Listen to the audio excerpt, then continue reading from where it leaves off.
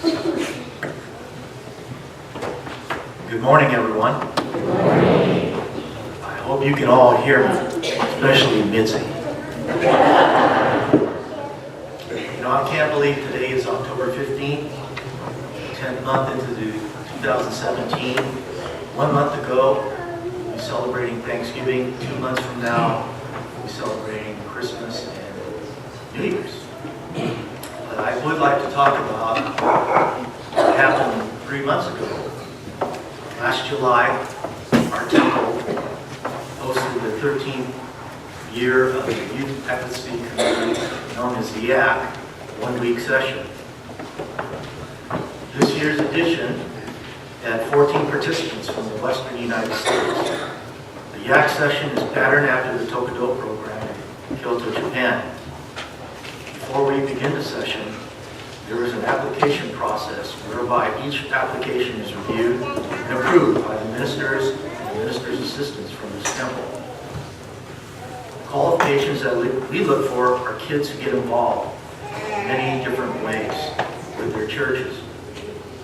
Involvement includes helping with setting up Dyonaijin for Sunday services, belonging to the scouting program, being a teacher's aide at Dharma school, being active in the junior YBA, or Young Buddhist Association, volunteering for church events like Bazaar, Obon, food festivals, and doing other miscellaneous church-related activities. During my 6 years that I've been an active part of the YAC experience, I've met many young individuals. They come in all shapes and sizes, and they are all very unique. But the common denominator is that they are all very special.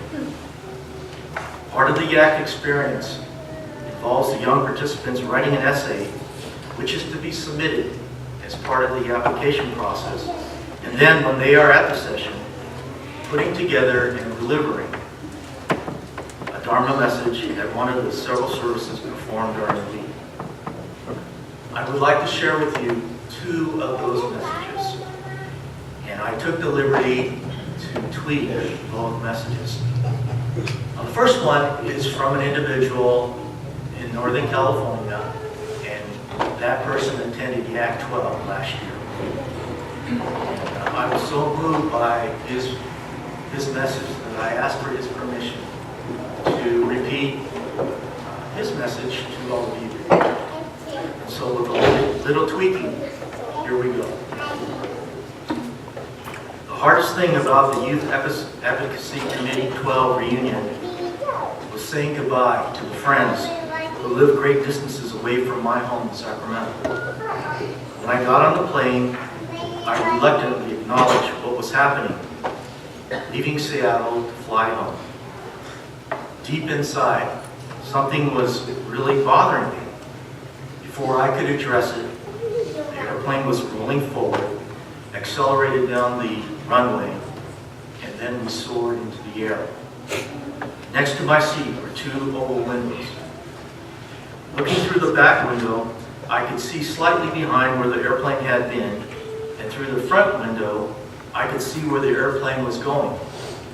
I watched as the Seattle-Tacoma airport disappeared and continued on my gaze on Seattle until it disappeared. The airplane climbed higher and higher into the sky.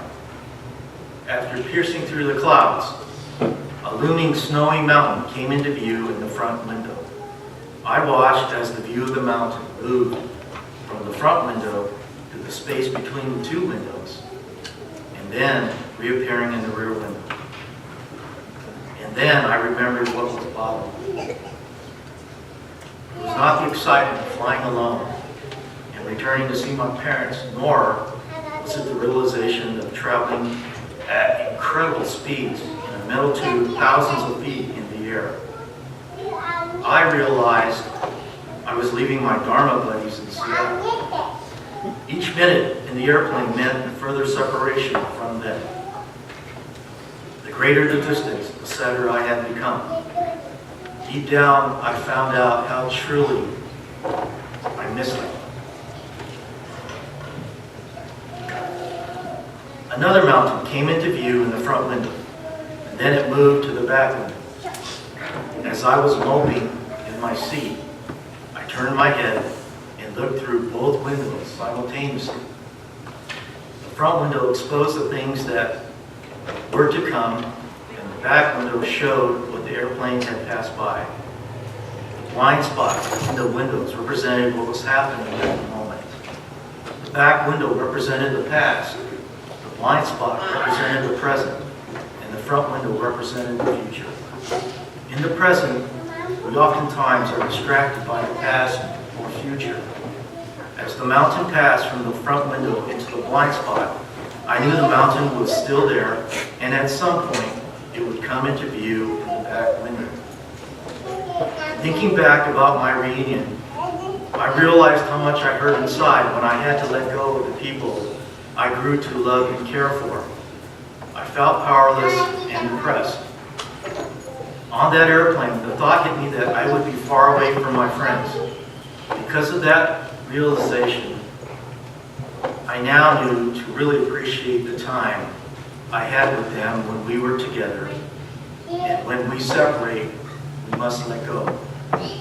Special relationships transcend the time continuum of the past, present, and the future, and allow us to keep each other in our hearts and minds, knowing that we may see each other again in the future when it happens. This is what I discovered on my flight back to Sacramento.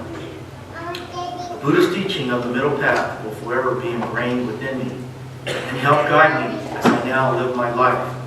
I now accept the fact that everything happens for a reason, regardless if that reason is good or bad, and at times it will be out of my control. After saying goodbye to my Dharma buddies for life, my Dharma eyes became open to the concept that time stands still for no one as it marches on, and made me aware of my time with my high school friends, athletics, family, and much, much more to live before I head off to college. For the first time, as I was looking through both windows of that airplane, I fully became aware that the future will hold many opportunities for me to experience. And the past allowed me to experience many wonderful things that will never be repeated again. But above all, I now fully appreciate that living in the present and making the most of today is the greatest gift I could ever receive. The second message is from a young person from Southern California. And I must admit, when I first met him, I didn't know whether or not he would survive the YAC training in the week in July. But this young man thoroughly blew me away, and I asked for his permission to reread or redo his messages to us during October. Yeah. So here we go. As we live our lives, life's impermanence and interdependence will shape the way we live and affect what kind of person we become. When I was 7, my grandmother was diagnosed with stage 4 colon cancer. The doctors told her that she only had 4 months to live. Well, my fragile grandmother shocked her doctors with her will and determination to live. She told them, "I'm going to see my grandsons graduate from high school." She survived for over 8 years. Unfortunately, she passed away 2 years short of my high school graduation. As her health rapidly declined, she began to write letters to me, one for every milestone I was to achieve in my life that she knew she would not be there after her death. That was her way of keeping that pledge she made to herself by being there with me spiritually when the time came when I had accomplished those milestones. 1 year ago, I came home to find that our house had been broken into. Letters from my grandmother had been stolen from the safe. Her dreams of being there with me had been taken away. A total stranger had taken my grandmother's dying words and deprived me of her priceless messages. Those letters were never recovered, and and I would never read my grandmother's letters. As Buddhists, we are taught that everything is impermanent. Everything is constantly changing and eventually disappears. I felt so empty and grieved heavily about those missing letters, which represented my grandmother's hopes and dreams for me. Somehow I felt I had failed her, as I could not fulfill her dream of somehow seeing me grow up and graduate. Despite her passing and the loss of her letters, I still felt my grandmother's love for me. And because of her love, I am more than determined to achieve her hopes and dreams for me. During the lowest point of this ordeal, my perception about life changed. I am now keenly aware of the concept of interdependence, which teaches us that everyone and everything are all interconnected with each other, representing the oneness of life. Even though human life disappears, I had wondered if the bonds between human beings, such as my love for my grandmother, would go away. When I think about the special bonds between the people who care for each other, I think we'll always be touched by their love, and that love will never go away. My grandmother was my best friend for 15 years, and our friendship will never change. Our love for each other will never end so long as I am alive.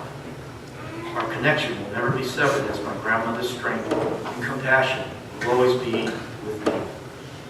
As I touch the lives of others, my grandmother will always touch those same lives. Now, for every milestone I achieve in my life, I will write a letter to my grandmother because I want to acknowledge her. I hope that each of us will be able to accept and find peace with life's impermanence through our connections with all forms of life. This is me talking now. I cannot add anything to those wonderful messages except to say that, we are never too old or too young to learn and be inspired. Inspiration that surprisingly may come from the most unexpected places and people. Finally, I would like to thank those authors for allowing me to be the messenger of their Dharma message, because they have truly inspired me.